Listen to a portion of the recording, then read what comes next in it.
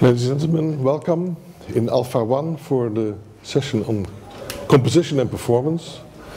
It's not so much about composition and performance, but where composition is performance and performance is composition.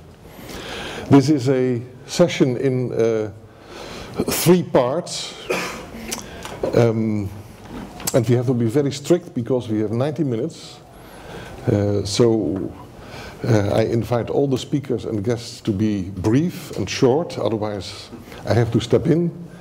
The idea is, we had it at a fantastic coincidence that the Estonia Academy is working on a joint master with a few other conservatoires represented here on a project on contemporary composition and all the aspects. And we thought it was interesting to combine the presentation of that project and a few issues around, and also one PhD project in that framework to be presented in the first 30-35 minutes of the session, and then have someone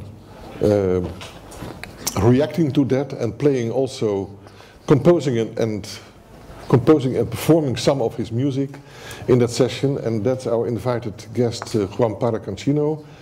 You read in the program, he is from Chile, but works now for the Orpheus Institute in Ghent as Orpheus researcher, and is doing also a PhD on his work and the questions arising from his project.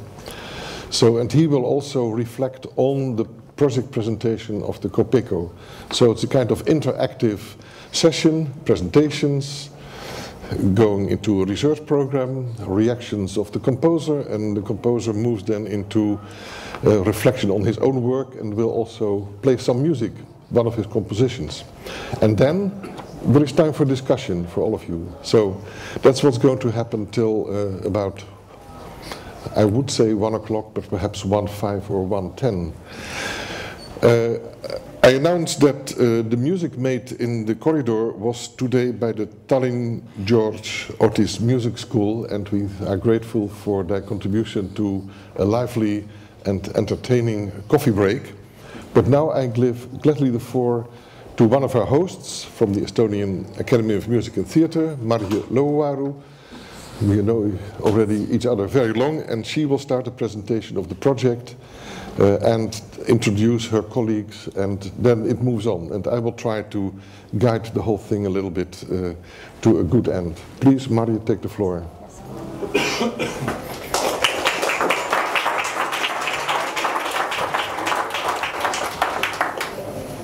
Thank you, Frans. It's my great pleasure to be your host. Thanks for the conference.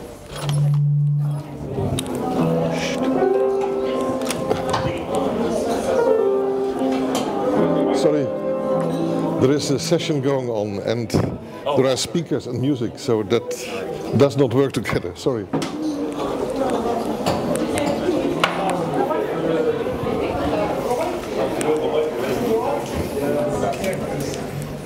No, it's okay now, yes? No.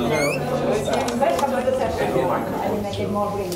No, we don't hear you. Sorry, wait. We can't see you.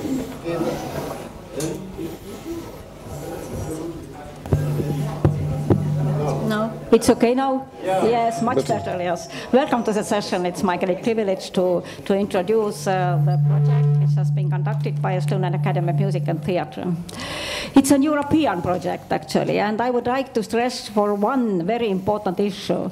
Because of successful European project is not very short and quick success. It's have to be conducted by very long-term cooperation, but it's first to try this project. As we are now in the World Conference, I would like to stress the importance of European cooperation and the possibilities which will be offered by European Commission for cooperation with third country. Then we are now working within Europe, but there are a lot of possibilities to enlarge our cooperation to the third countries and to do cooperation on the really global level. This is a master's in contemporary performance and composition, but actually already this project has a long history because we have researched area of the gray area of crossing borders in interpretation of classical music and jazz, crossing borders in interpretation of contemporary music. And this project is actually a quite successful result of our previous cooperation, which has been IP 6 times. We did it already. We got European success story. We have experience. And my institution is involved very actively in European programs since '94 already. We have long-term experience. But now I would like just to keep short overview. What is an European project and how we can do this? The title is Masters in Contemporary Performance and Composition, and the consortia is as follows. Estonian Academy of Music, its coordinator, Stockholm Royal College of Music, Hochschule für Musik und Theater Hamburg, Conservatoire National Supérieur Musique et Danse de Lyon, and Association of European Conservatoires. What's the role of Association of European Conservatoires? As it is a 3 years project, on the last year, the European Conservatoires will do review to our program, all expertise, because we have to do our joint admission already 2013. This project is based on the sharing of competencies. Every institution have very specific competencies in this field, and we would like really very much to connect these competencies and to develop such kind of synergy between this. What's the main goal? It's to develop a new, updated platform of contemporary music that proceeds from current European cultural context. How to teach contemporary music, how to find the new methodology, how to find the new approaches of teaching of contemporary music and composing as well. Its joint master's curriculum will be developed in 2 years, 2010, 2012 to 2013. We are now in the 2nd year of the project. And during the 3rd year, it will be tested with students' participation to make adjustment. It will be piloted. And joint admission will be opened in spring 2013. What's the budget? Figures are also very important. It's 200,000, 81,355 euros, which is grant 73.89%. This was the only program in music, theatre, fine arts, which has been accepted by Brussels in this selection. Competition is very tough. What's the innovative aspect? This is more or less most interesting part of how we can determine what's innovation about. Actually, music field has always been very innovative. Already Liszt was a great innovator. But how we can point out in our current situation innovative aspects? One is definitely cross-disciplinary approach. Up-to-date, cross-disciplinary, broad-based study of music in the context of contemporary cultural background. Lectures of contemporary dance, literature, visual art, cinema, theatre included in the program. It's interdisciplinary program. Focus already to the transdisciplinary issues, not only cooperation at the interdisciplinary level. And cross-disciplinary collaboration project with departments of choreography, art academy, theatre academies, etc. This project is actually researching the process of creation, creativity process within different domains. Of course, which is very important, it's active cooperation between composition and performance department. You can't be successful on the European, on the global, on the international level when you can't do cooperation within the neighbors and within your colleagues nearby. It's very important, actually. Yes. And what's new perspective?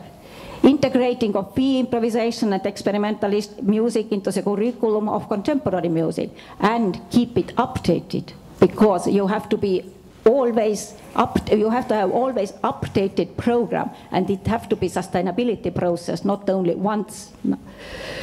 New technology, of course, this is a domain which needs special attention because the music technology, it's changing so quickly, and we have to be even in the same process, in the same speed with this development.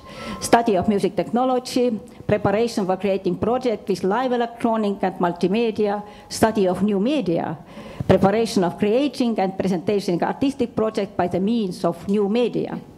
And, which is especially important, it's arts management. How to bring all these values, this value of our artistic project to the cultural value, cultural scene. Production and management of an artistic project in collaboration with departments of cultural management. This is most important. How we can do this? It's really, I will do it very quickly. What's the structure of the European, classical European project? Its structure is in work packages. Work package 1 is management. We are leading the work package. It's all administrative thing. Bank is in music academy, overall planning, monitoring, coordination, internal, external communication. Second, very important is curriculum development, and the lead partner is from Lyon.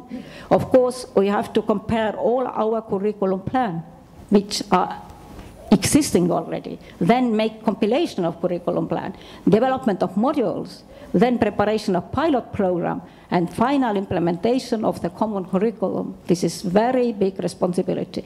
As important as curriculum development is a quality, we have to follow about the quality, which is also very important, because usually we would like very much to develop the things, but what's the value, how we can evaluate this? This is very local quality assurance, multilateral quality assurance, monitoring national development, because we have to know that the legal educational environment are very different in every country, and how to find the common joint degree, it's impossible now in European level. But nevertheless, we are trying to research those areas and trying to find common solution in this area as well. Dissemination, of course, we have to make dissemination. Stockholm is expert in this field. Dissemination strategy, information about the methodology and objective of the project, its development and final results.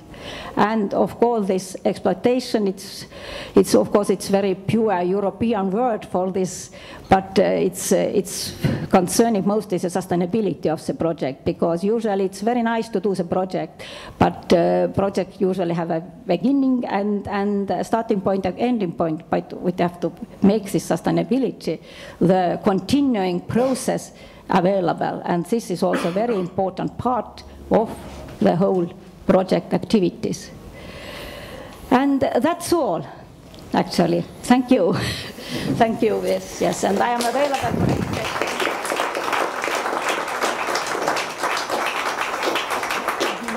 Thank you, Marje, for this clear presentation of another European joint master. There have been more, and they are, but not so many. It's quite complicated.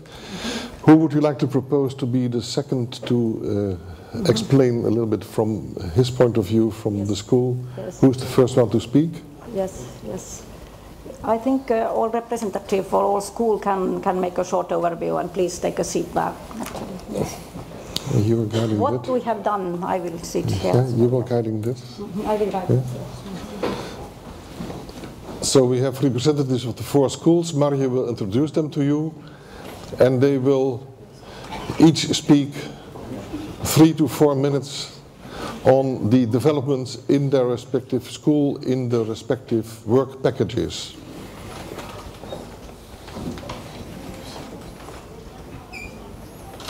As we are now on the second year already of the project, it's perhaps interesting to know what has been done by the academies, by the music academies, and now I ask you to make a short information about this, and I would like very much to give a floor to Isabelle Replumaz from Lyon. Bonjour, hello everybody. I just present briefly the Lyon Conservatoire. So Lyon is the second town in France, and we are one of the 2 superior conservatoires in France with Paris, and we are quite a young institution, a little more than 30 years old, and compared to Paris, who was built after the French Revolution at the end of the 18th century, we are a very young institution. We are quite known to be focused on contemporary music performance, and we have an important composition department with 3 sections: instrumental and vocal, electroacoustic, scoring for motion pictures. And in that frame and in that idea, we developed a summer academy of contemporary music, which name is Opus 21. And we do it in cooperation with the Hamburg Hochschule, which is also a partner of COPECO. And we just achieved the 11th edition. And the idea of this summer academy is to make performers and composers working together. And we are commissioning pieces and each year, and we are proposing daily improvisation and analysis workshops, in addition to chamber music and ensemble pieces where we mix nationalities. And this summer academy is very fruitful and is completely supported by private money, and not by institution, but we always find semi-private money. Yeah, it's always very interesting. The results are very interesting. We have here even one of the students who was there last year, so it was a surprise for me to see him here.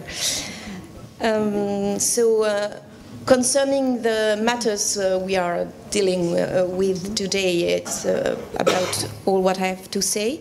And concerning our involvement in the COPECO project, Taavi Kerikmäe, who is just close to me, is now teaching in the music academy here in Tallinn, and he has been graduated from here, and he was also an Erasmus student in Lyon with a specially designed curriculum focused only on contemporary music and improvisation.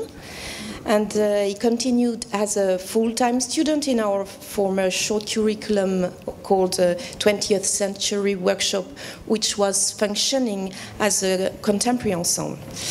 And I guess that yes, you naturally thought of involving Lyon in that process because of that story. And it's a very fruitful Erasmus process. Yes, very good. And so the next one to speak on the curriculum, yeah? Taavi, yes. Yeah? Yes, what? I think so. Okay, so... Okay. Yes, Taavi Kerikmäe will continue now. Yes. Yes, hello. I'm from Estonian Academy of Music and Theatre, and as Isabelle just said, we have very long time cooperation and also an Erasmus exchange program between Lyon and Tallinn, and also with other schools in this consortia, Stockholm and Hamburg. And so what is our role in this program? Estonian Music Academy and Theatre is not... It is also kind of young institution in European sense. But what I find to be our strength in this consortia is that the contemporary music scene here and contemporary music, contemporary creation or contemporary arts creation field is very fastly developing, and the scene is really evolving very fast. So I think this is kind of our advantage to, and also our strength to be brave enough to jump into new ideas, new projects, our know-how about IT and this kind of fields, and experimenting between different fields, also including dance and theatre, and we have a quite strong improvisation class in our academy, and also we have had some successful projects, including like contemporary opera and etc. So we are very glad about the consortia and hoping to also contribute with our new innovative ideas and then gaining also from it. Thank you, Taavi, and perhaps Fredrik Schwenk from Hamburg. Yes. We are very interested in the quality assurance and the quality assurance development of this project. So perhaps could you give some insight in this? Yes, I can give you some inside information, not only about the quality management, because of we have between Conservatoire National in Lyon and University of Music in Hamburg, we just started a sort of cooperation in a double master degree, and so I can we both can support a lot of important informations for this new COPECO program, because this cooperation has previously developed as a unique European art program. At the beginning of the academy year 2012 and 13, a joint master study program will be established by both cooperating institutes, so Lyon and Hamburg, and supported by Direction Générale de l'Enseignement Supérieur and the presidency of the academy in Hamburg. Which is very important, supported by the French-German University, which is situated in Saarbrücken, in a city very close to France. And there, this double master degree is a part of a 2-year training program will be acquired. This joint master study program will be directed by the composers of both institutes. At the moment, it's Robert Pascal in Lyon, and it's me in Hamburg. And according to the different combination of subjects offered each semester in each institute, all students should have the possibility to study 2 semesters each in Lyon and in Hamburg. And since the integration into a network for aspiring composers becomes an extraordinary importance, so this studies gives the opportunity to benefit from the diverse teaching and disciplinary structures of the 2 high-ranking institutes on the one hand, and also made it possible to broaden their sphere of influence through bilateral experience and encounters, including composers, performers, and conductors. And in this specified sense, Hamburg University of Music and Theatre was always an important and mostly international place to unify these various and different aesthetics of contemporary composing. So important composers like Philipp Janach, Alfred Schnittke, George Ligeti, and Peter Michael Hamel, each of them were teaching at the Institute more than 10 years. They all represented this very open-minded research based on exchange and discussion. I'm looking forward to continue this tradition while developing this COPECO program study, with, which is the most important contribution to disseminate and to implement contemporary composing into the mostly traditional and classical study programs in our academies. And so I'm looking forward. Thank you very much. And now, Johan Falck, Stockholm. Thank you very much. As Marje said, I'm from the Royal College of Music in Stockholm. And we have the experience up in the north, in the Scandinavian countries, of we are running 2 joint master programs since a few years back. One in Scandinavian folk music and one in Scandinavian jazz.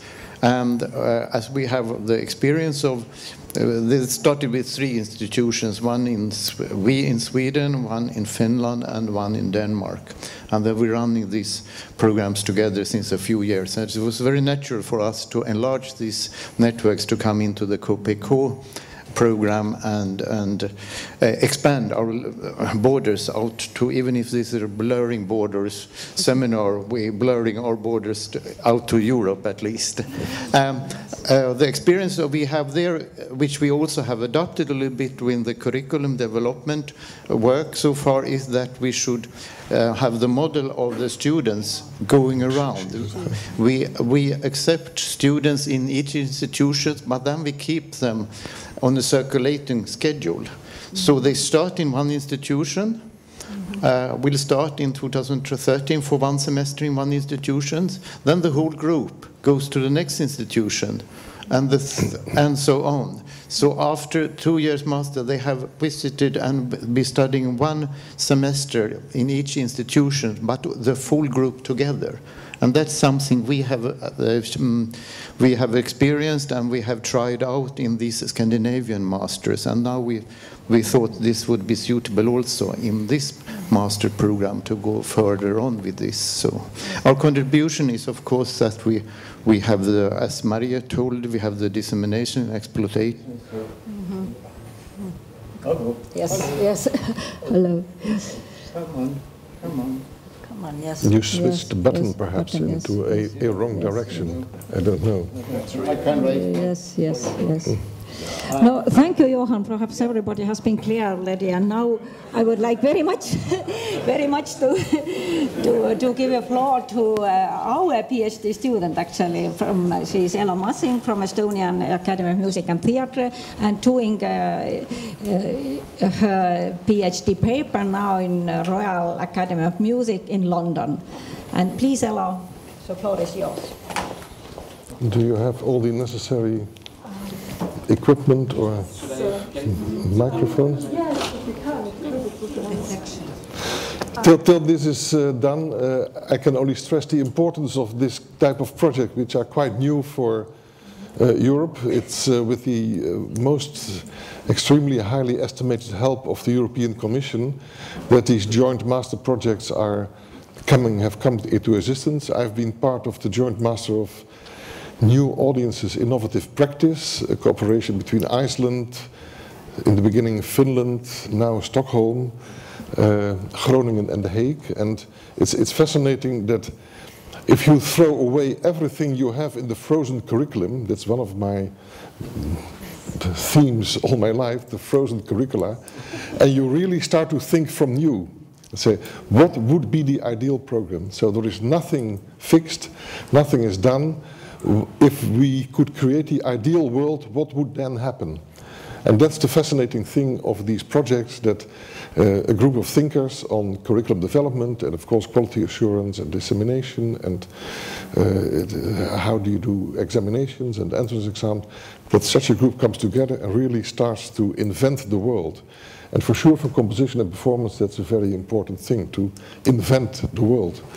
But now I give gladly you the floor to present your project, which is on the subject. Go ahead. Hello, can you hear me?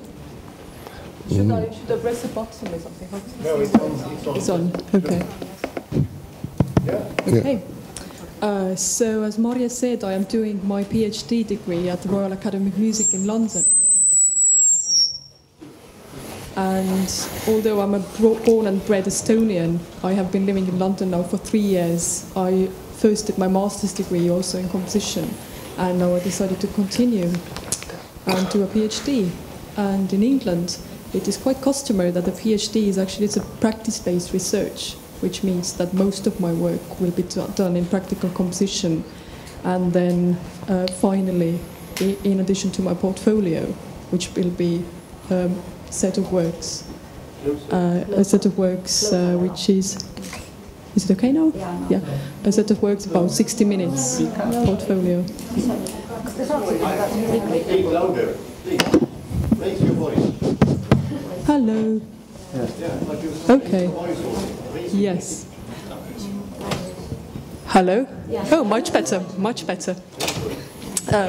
So basically how the PhD works in London is so that you have to present a portfolio of your works at the end of your studies, which comprises about 60 minutes of music, and a thesis also, which is then a reflection upon your own work during the 3 years of your PhD studies.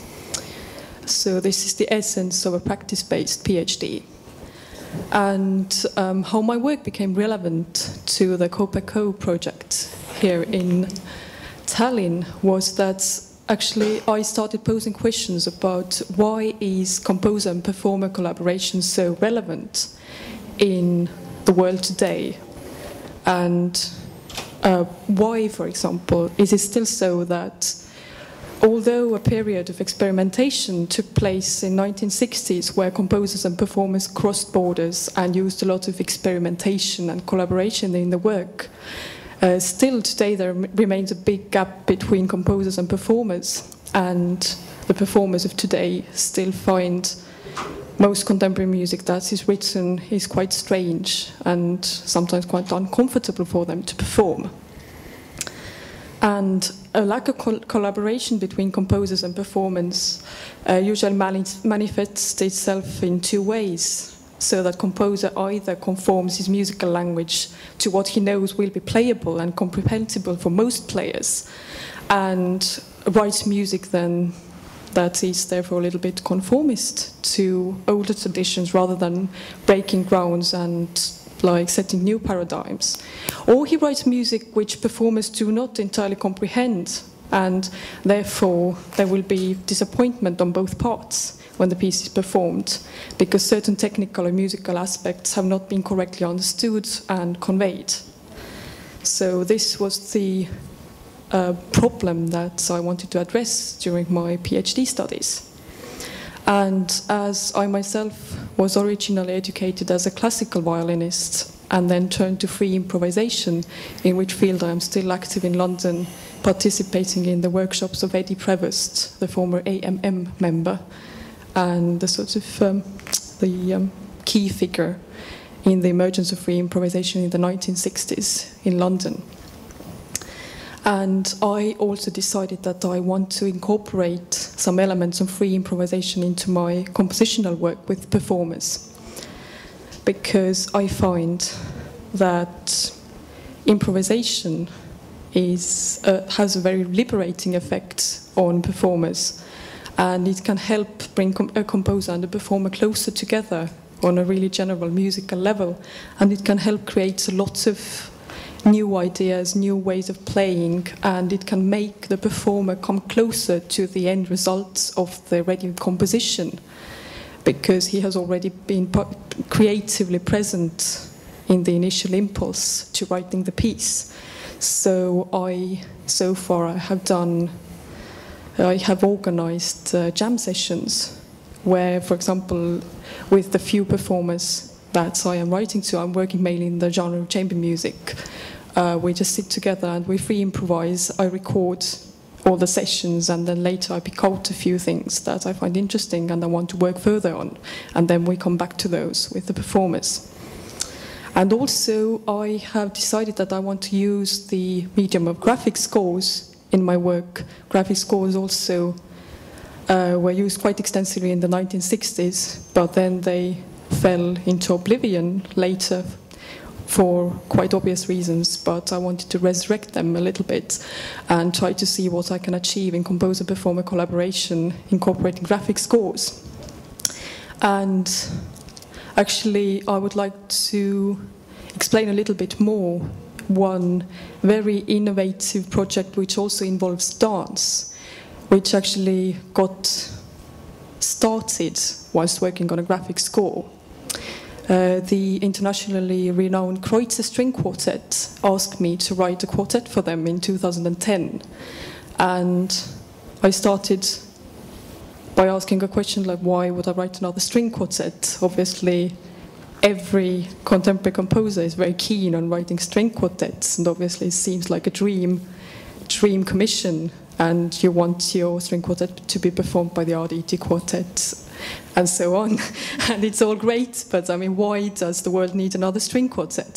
So I sat down and I started posing myself a few questions regarding notation and regarding, yes, composer-performer collaboration in general, and what could be done with it in the genre of a string quartet. So in graphic scores, I was mainly interested in what triggers the performer to make a certain sound, or what triggers the performer to make a certain movement in playing, because as graphic scores go, the notation is actually quite ambiguous. One symbol can mean many different things according to how the performer decides to interpret it.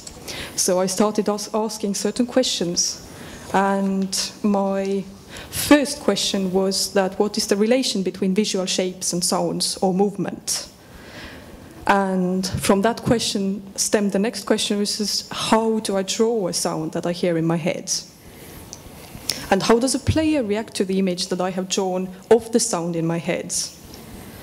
And how big is the difference then between the imagined sound that I imagined and the musician's reaction to the drawn image that is supposed to depict the sound that I hear in my head? And how many different responses can one image evoke? How many different sounds can be marked with one image? And how many different images are drawn to signify one sound?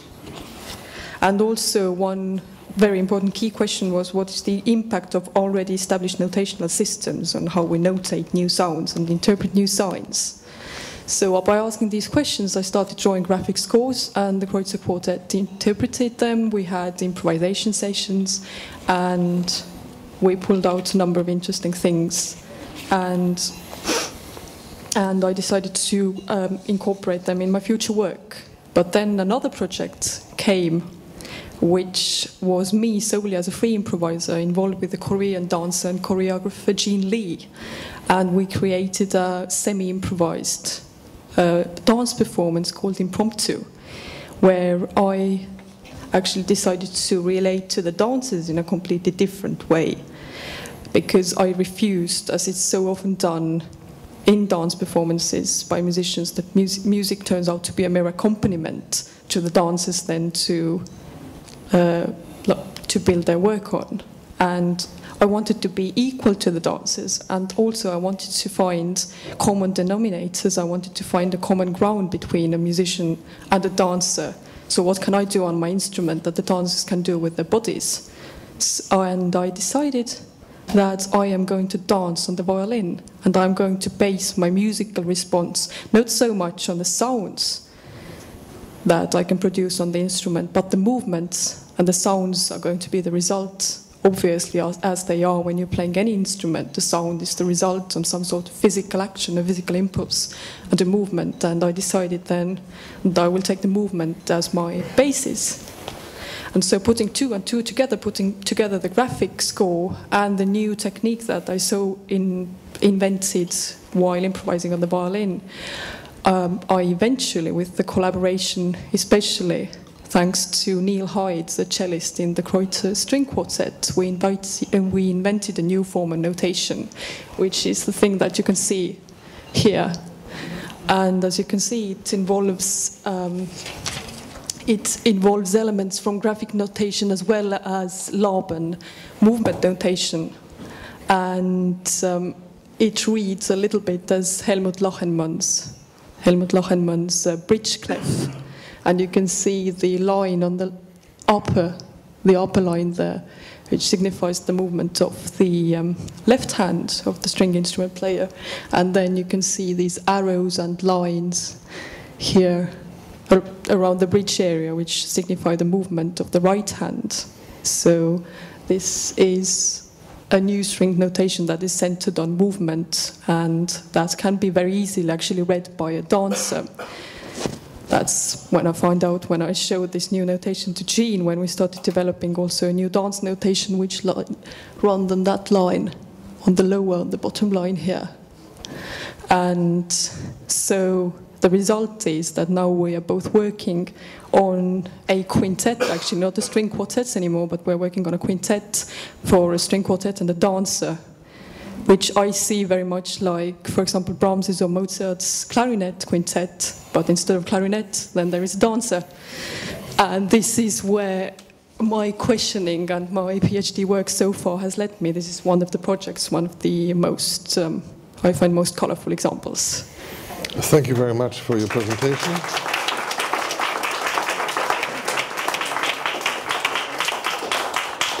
We are slowly moving forward in the discussion. We have seen the framework of the project. We have seen an example which could fit wonderfully well as a working method and also results in the framework of Copeco. These kind of things would be happening many times in the project in the future.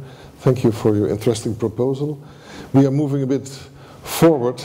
This is still a composer composing for performers, and although there are improvisational elements, I want now to move over to a further going step, to Juan Parra. He is also a PhD student. He is the result, apart from himself, of a study at the Royal Conservatoire in The Hague, in the sonology department. We have on a student body of 700, some 100 composers and sonologists and art of sound students in The Hague. Now he is among others being supervised by Richard Barrett, who is a composer who was connected to Brunel University in London, is now living in Berlin. And also, though he writes pieces for musicians, he is himself a musician and writing pieces for himself, being the performer as well. That's one of the supervisors of Juan, and Juan will now start to reflect on what was said here before, and will also move to one of his own works, and then we will enter into discussion. So the floor is now to Juan. And you have a microphone that works? Yes, yeah? I'll speak from here. Very good. Well, actually, I want to first of all thank Frans for the invitation to share with you all my research project, but also to have the opportunity to test myself in one of the things that I personally consider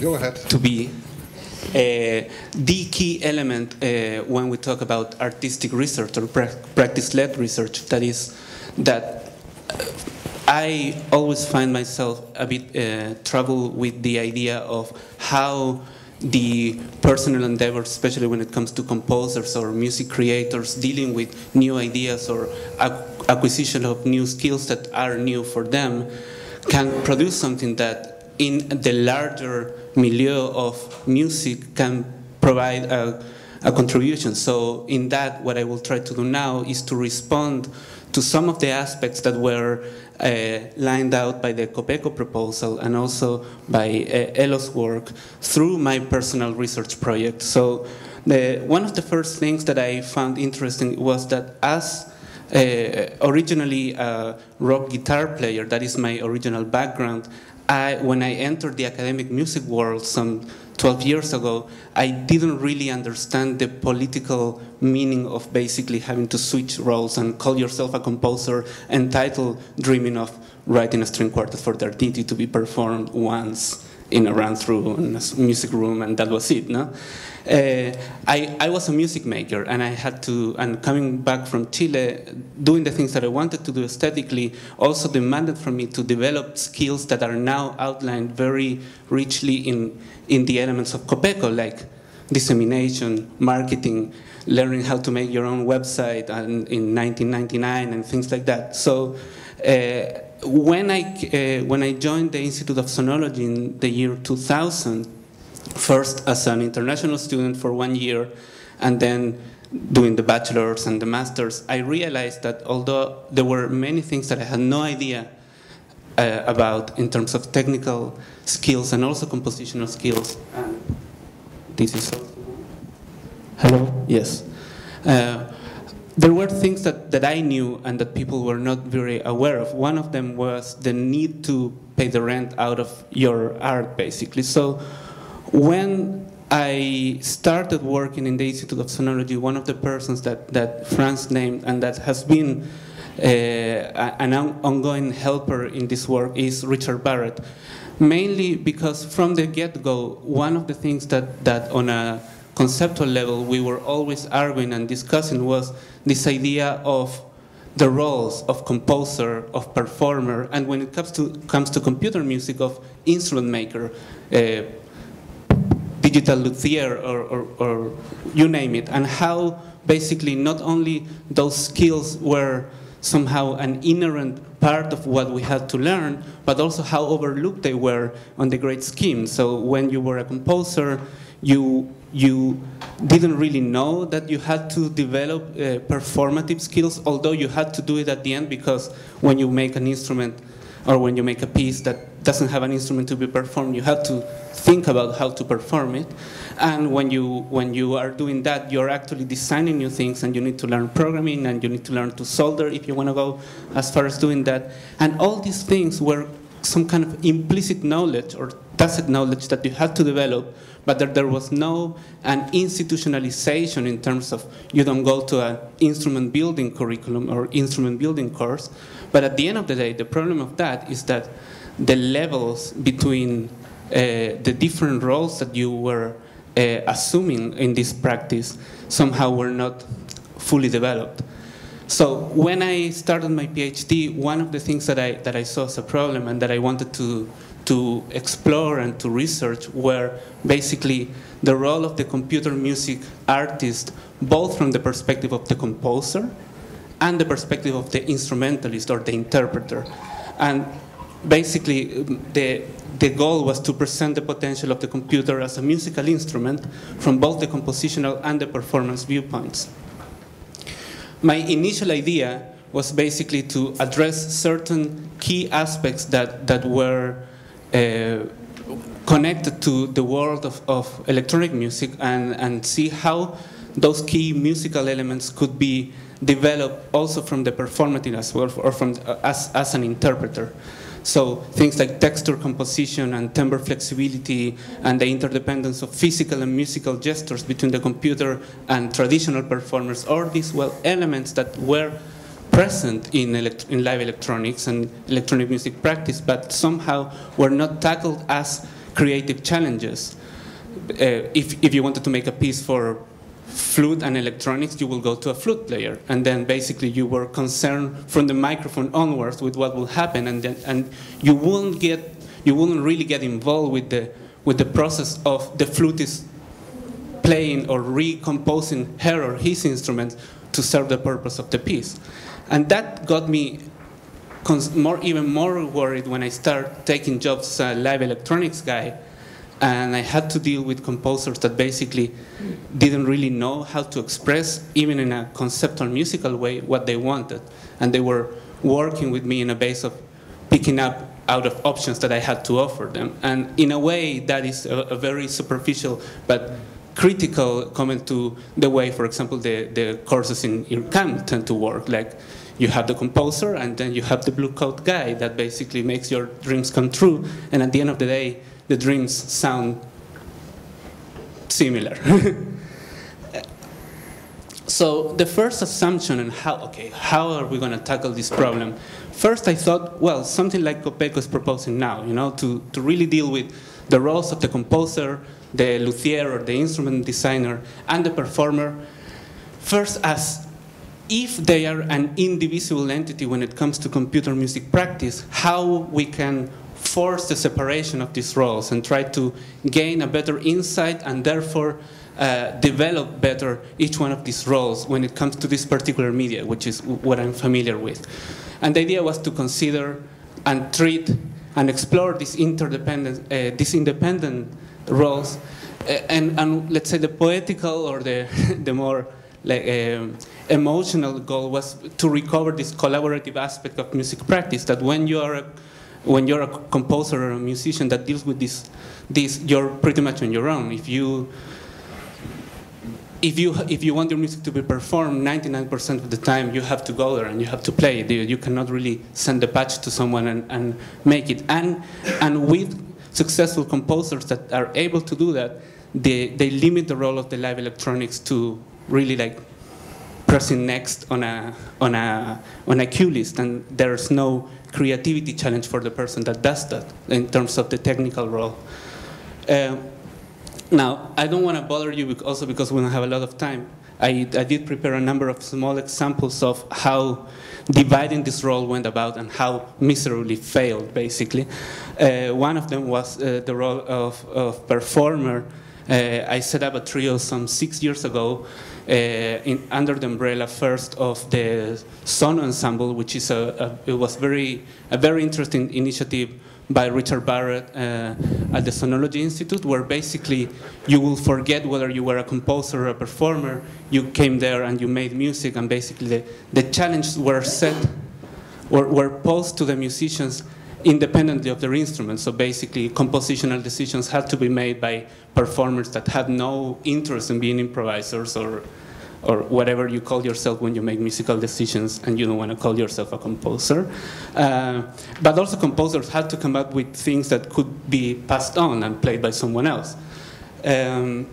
This project is one of the most successful projects in terms of its duration that I've been involved. We have an album edited in the EMF, in the Electronic Music Foundation label in New York from 2005, and we toured and we played and we got commissions by wonderful composers.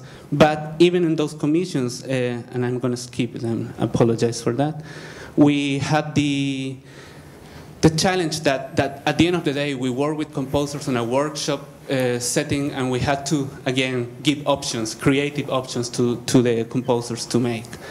But those creative options were on a basis of some pre-made musical ideas that we made ourselves. So in a way, it was giving the possibility to composers to call some kind of compact improvisation that we were doing their piece. So in that term, it wasn't very successful.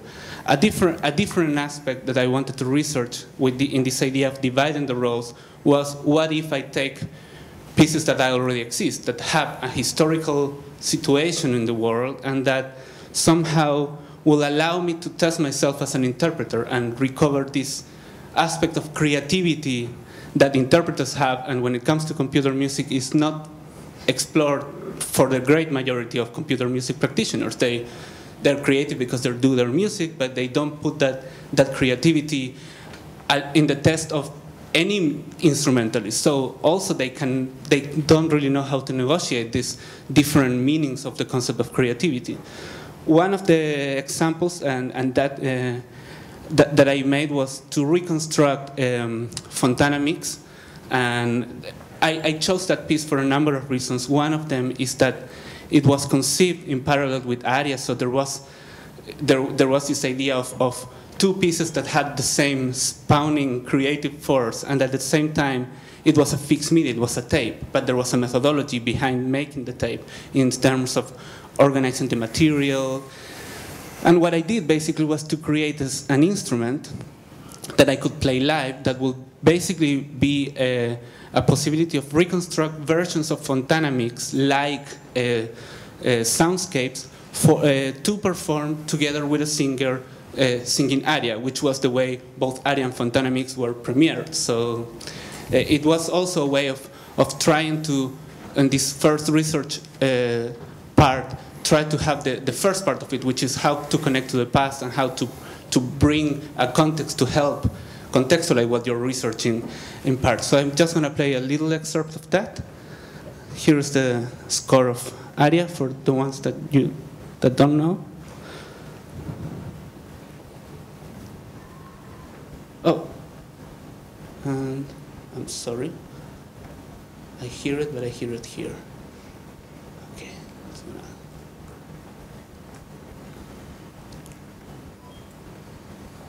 fix this quickly.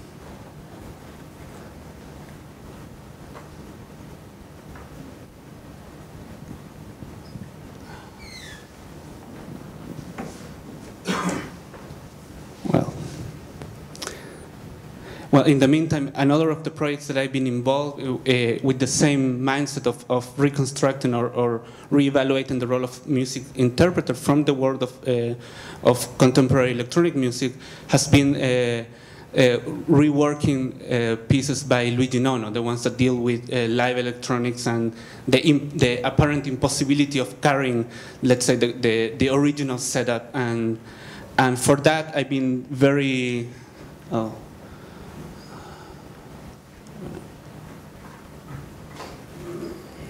Let's force this. Exactly. I know, thank you. Okay, let's see if it now does it.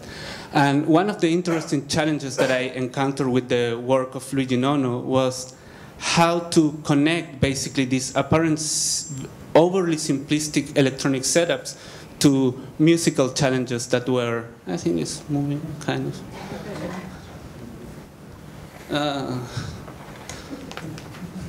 Apple is crap.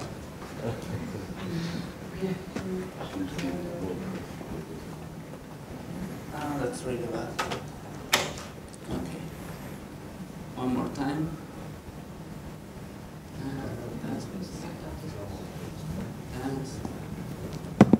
Yeah.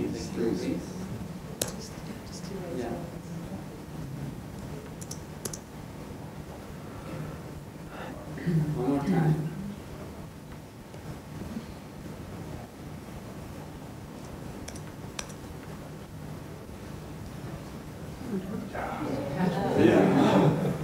Your fault. Not really. Okay, so I'm gonna very quickly. Yes, thanks. So helpful.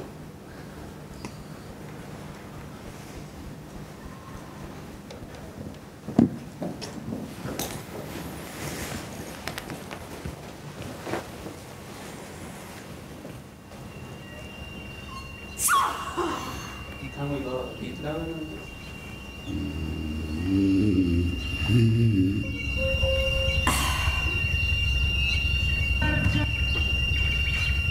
This was done with the German soprano Cora Schmeiser.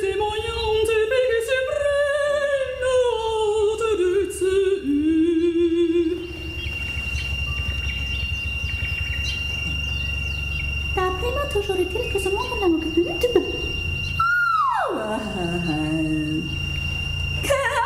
let's move to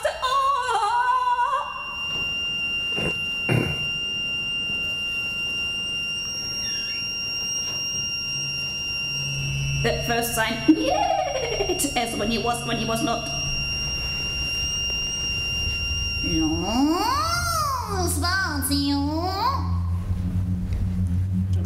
Yes. Think about your own movies. Yeah. You want to move quicker then? But so there were.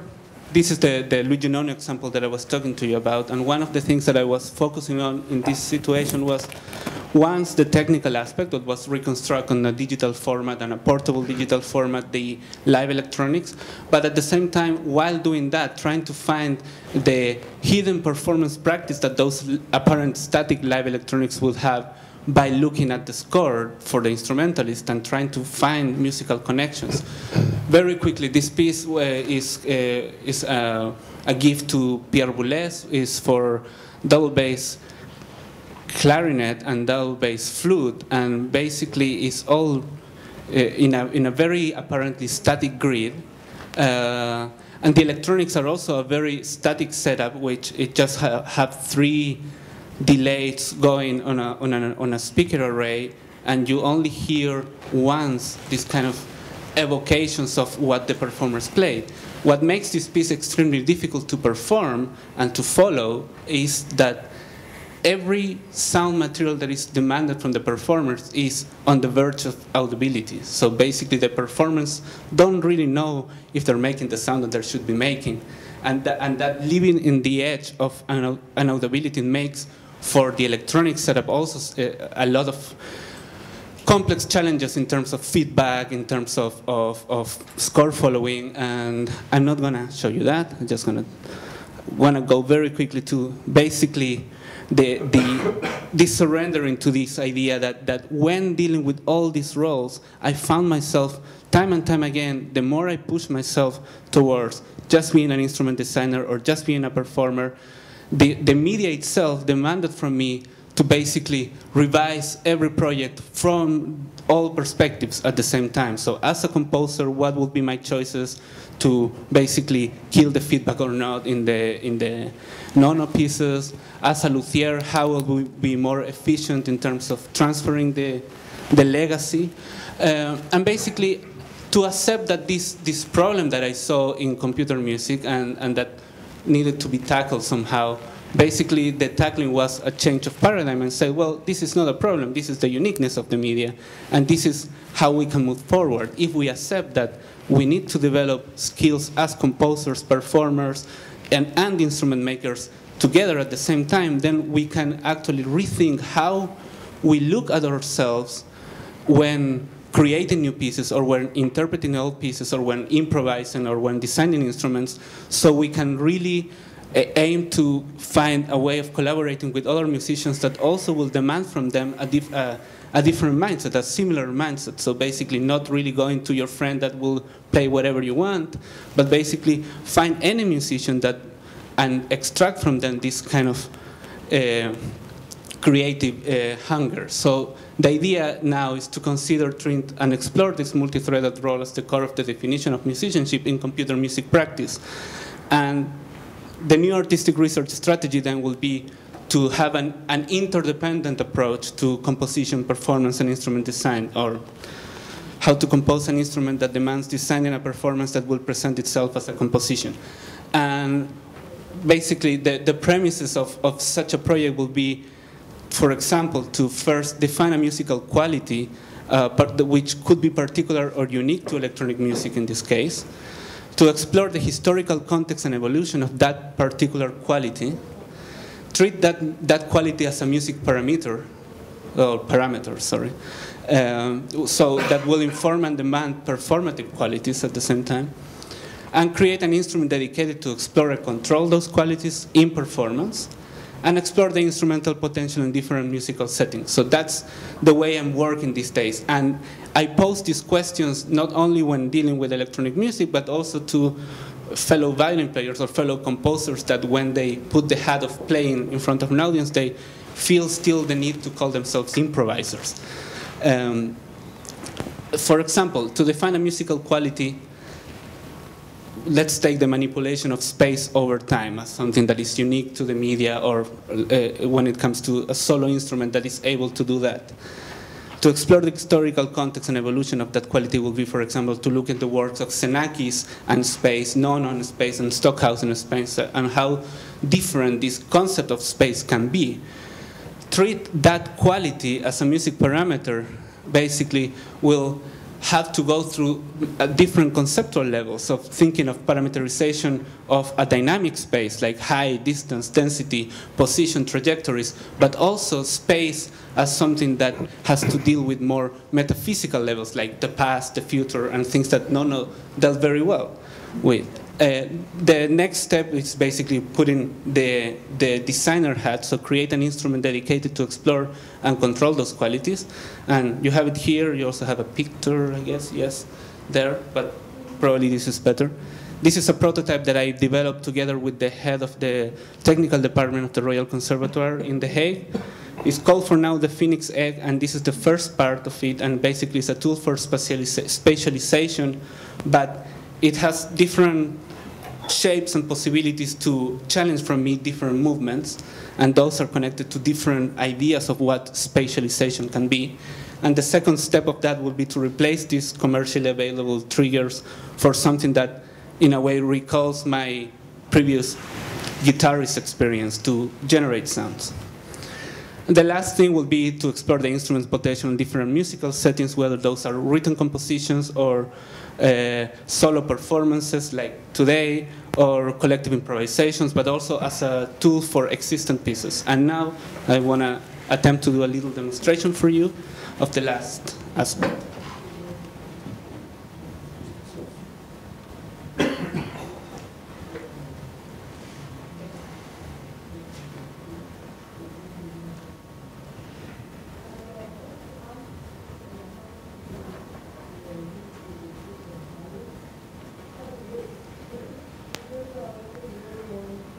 And if the technician could raise the volume of this a little bit, if there is a technician. There's no technician.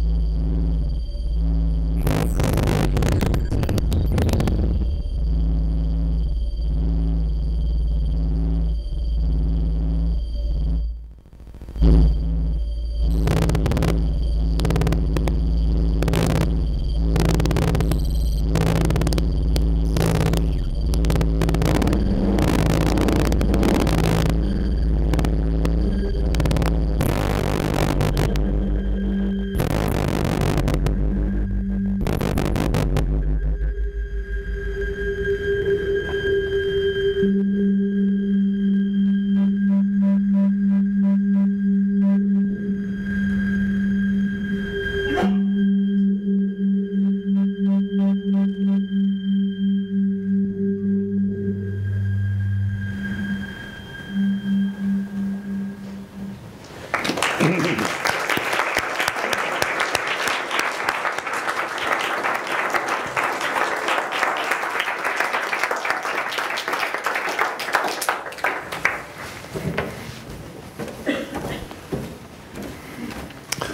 So we have now seen various elements, from management to a live performance.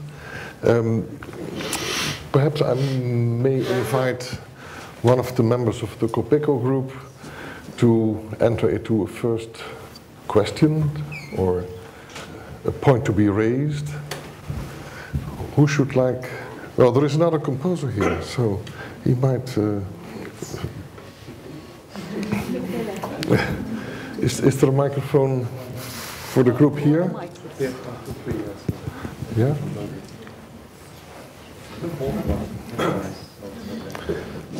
Michele.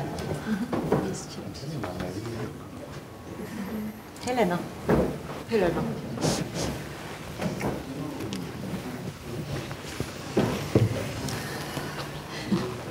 Marje, you take the first question. Yes, yes. I would like to ask a question from you, actually. Yes, please. Yes. I'm sorry, I don't have a microphone. Thank you. Hi. I'm from Scotland, and I was recently involved in the curriculum reform programme at the Royal Conservatoire of Scotland. And I'm somebody who employs graduates, makes decisions whether to employ composers or performers on a pretty much daily basis. And I was wondering how much attention during the design of the course had been paid to the employability of graduates coming out of the course. Which has something to do with dissemination. Dissemination. The question is on the employability of the masters when they have finished their masters. Well, I can just add to that. It's quite interesting. Ian Smith from Creative Scotland, he has quite an interesting definition of success as a musician. He says, "Can you pay your rent?" And I guess I'm somebody who decides whether to pay people or not. And so I'd be interested to know in the course, what are the future earnings prospects of people coming out of the course? Because presumably this and then their PhDs will be then after that it's either into academia or out into the world.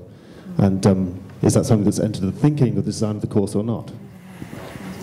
Yeah, the question is clear. Someone, yeah? Definitely, it's a very, very important matter. I don't know if you can hear me, but I try to speak louder. And it is definitely one of the key questions for the program, because we are working extensively towards finding external partners to include them inside of the program. External partners as festivals, as concert organizations, as composers unions, and etc. etc.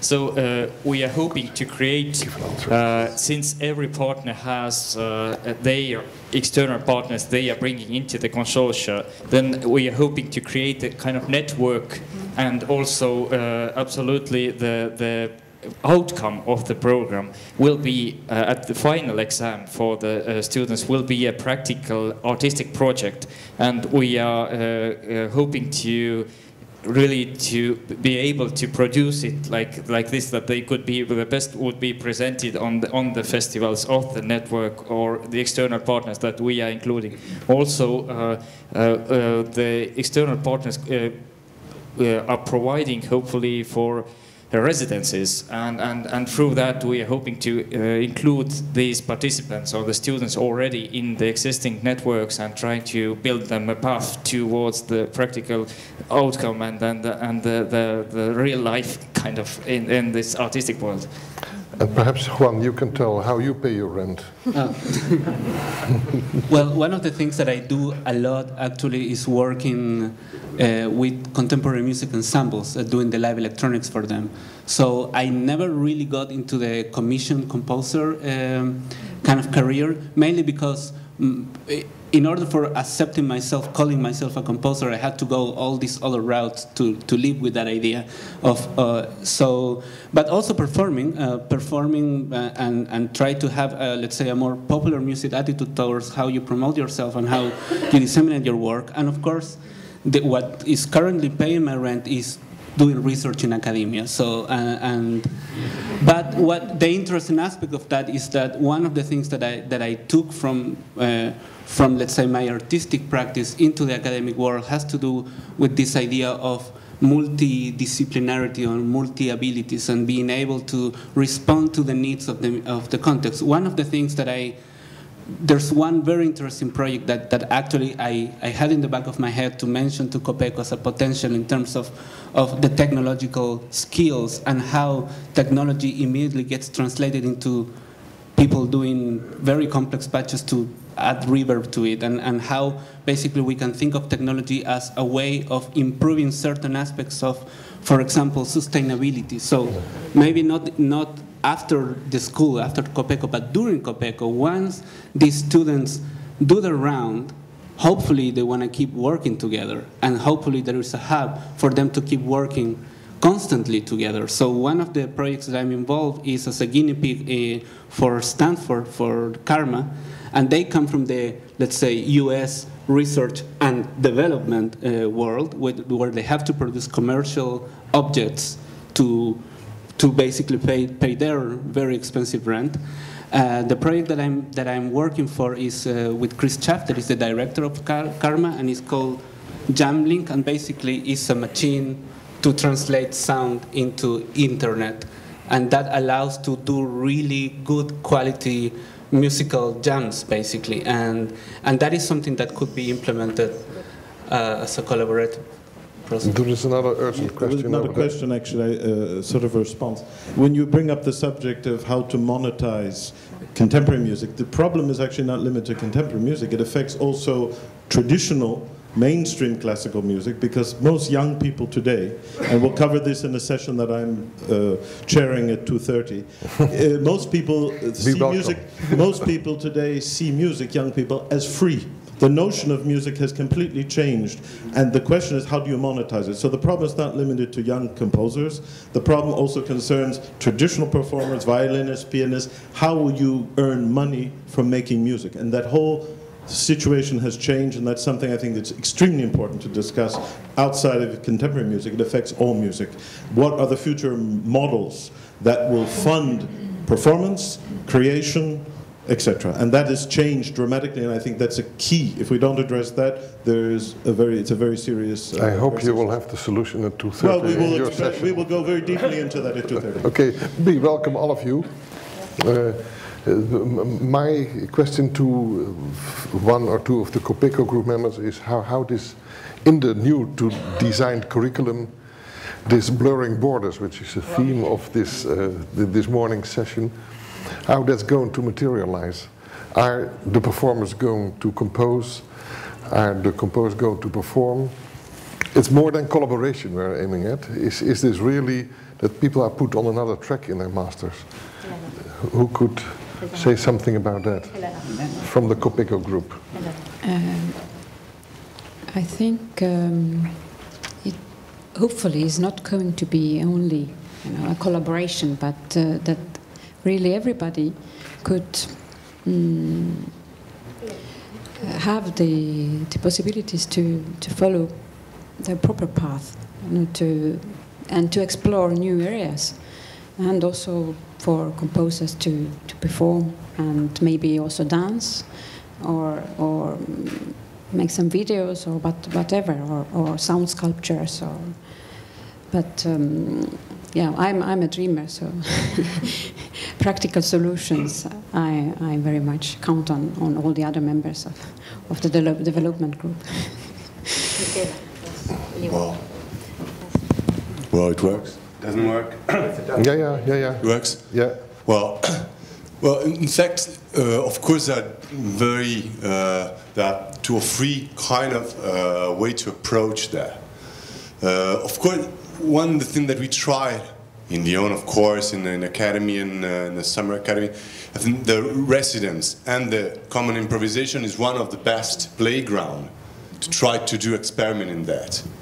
So really, instrumentalist and composer change after an experience like that. That's because basically they change attitude towards sound.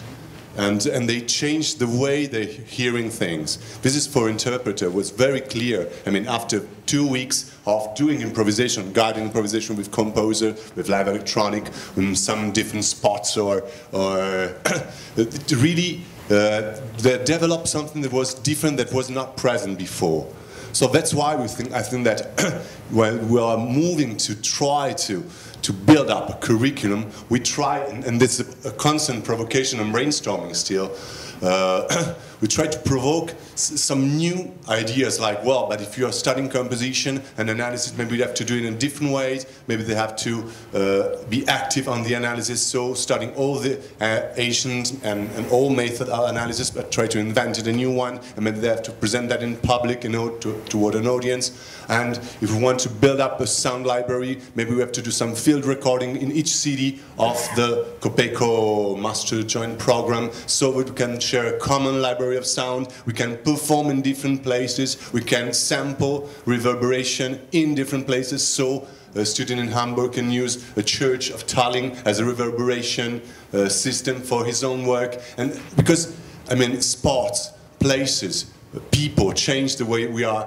acting and composing and performing. So it's really putting things together and try to find some chemical reaction between them. Improvisation is one of the key, happening is one of the key, of course. One instance, I mean, when we first, in the last meeting, we tried to finally get something that we can call new. Of course, happening was the first word that came to us. And it's not absolutely new, but it's one of the huge and great keys. But finally, after 2 days, we decided to do something that was completely not in our mind, because we started with saying, well, maybe we end the term, the semester, within an happening, within a work that they built together. It seemed logical, and yeah, so only the conclusion to that, and I finished. And finally, we noticed, we remarked, and that just placed this as a beginning of experience, changed everything.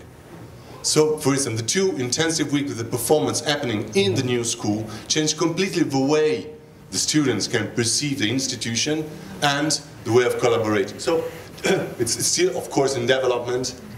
An element what was on the screen was the luthier, the instrument builder. Is that aspect of, let's say, building new instruments, like the funny thing, yes. building or constructing or inventing? It can be with electronic or without electronic. I mean, you don't need electronic to invent a new instrument. And I think that is an issue that that's something that they have to achieve, just to try to build an instrument, and I mean to try to build some vocabulary of articulation for an instrument. It will be part of the program. Okay, sure. Thank you very much. I see another raise of hands over there. I have a very quick question to bring together paying the rent and also the composition and performance. Mick Jagger very recently said that musicians have always been troubadours traveling around performing for money. And for about 40 years, from say 1950 until 2000, musicians made a lot of money from recording, but that's now gone. And it's the performance where people make money. And so when you're all creating these wonderful new instruments and these new ideas and using the reverberation from Tallinn in a composition in Hamburg, do you think of the audience? Because ultimately all money is going to come from the audience. And I wondered how you involve the audience in your thoughts and in your end objective. Which has to do with dissemination, one of the subjects of the project. It's 2 different plans. You have to confuse the reverb in Tallinn with making. I know it's really 2 different plans. They are all the part of the program. But the point is that, are you thinking of an audience who will ultimately pay and buy tickets to listen? It's interesting, there's a new... There comes the answer. Yes. Hopefully. From Hamburg. It's interesting, there's a new sort of network in Brussels, it's called Ulysses. And in Ulysses, maybe you have heard about it, it's all institutes of all important institutes like IRCAM and Ensemble Modern and also Opus 21 and so on. These organizations, they were asked, not only asked, they were forced to disseminate the whole program. So, for example, if I apply for money from Brussels, for example, I have to show that I'm in cooperation for 4 or 5 cities. So that will say we have our academy in Opus 21 in Avignon. So there we start, we work, and then we have to disseminate in whole Europe. And maybe after 10 years, it's we can show it even in other continents. And that's the idea. So to make the audience bigger, to implement also the internet for spreading out all these new forms of concerts, of events, of happenings, and so on. And I think that's very important because the official money, which is getting less, they have the idea of it's not the idea that every country managed their own program, but it's just to disseminate, and that's a very good idea because maybe that makes the contemporary music more popular and more common. Thank you. I have two more questions, and then we must start to close the session. You were first, and then so whoever gets the microphone after. Thank you. Yeah, it works. It works. Thank you. I just like to be enlightened because you were saying that one of the strategies is to find out what sounds, what textures are unique to computer music. And I said I'd like to be enlightened because so far, most of the computer music that I've heard sounds old and dated. Not very far from the sounds of Xenakis. I mean, the sounds of Xenakis, Penderecki, Nono, maybe Milton Babbitt and like Morten Subotnik, they sound more or less the same. When I hear music like, I'm sorry, but when I hear music like, it sounds dated. Yes. I don't know what should be the direction of computer music, and can you suggest a direction so that there will be something really new and exciting and fresh? You will try to... Well, I'll try to, in 2 words. I probably am one of the most conservative guys of my age doing electronic music, mainly because I try to connect with that universe of sounds. And I think that it's fair to say that that to me is a necessary step to be able to connect to that, and then perhaps the innovative aspect is that I'm able to generate it in front of an audience as if I were playing a percussion instrument, rather than in a studio with tools that then have to be preserved in a tape. So I'm incorporating, let's say, I'm imposing the limitations of a percussionist to something that has a different potential in terms of how it evolves over time. But I think that it's fair to say that what will happen in terms of new sounds is not necessarily on its own, but it's in combination with other cultures. I will go to Japan, for example, quite often to work with shamisen players and do things like that. Okay, thank you. We have to be disciplined, and you have to go to lunch, and you are not allowed to leave the room before Trine has made household. But there is one last question, a quick question, an answer, and then you get the household. Just a remark. We had this wonderful little jam session before this panel starts, and this was a perfect combination of composition and performing, and it draws the attention of us all. So I think it's a wonderful idea to go into this master program, but the only way it will work and you can reach the attention of bigger audiences is not to skip musical genres out of this program, but be open-minded towards the whole range of contemporary musics. Okay, it's not so much a question as an advice, and I think that the advice will be taken quite seriously.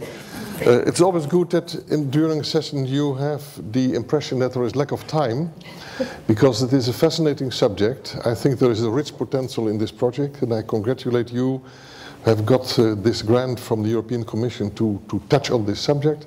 I thank all the preparators and participants in this session. Thank you for coming, thank you for your questions. I thank Juan for his presentation and wish him a lot of success in the next presentation in tomorrow in Lille.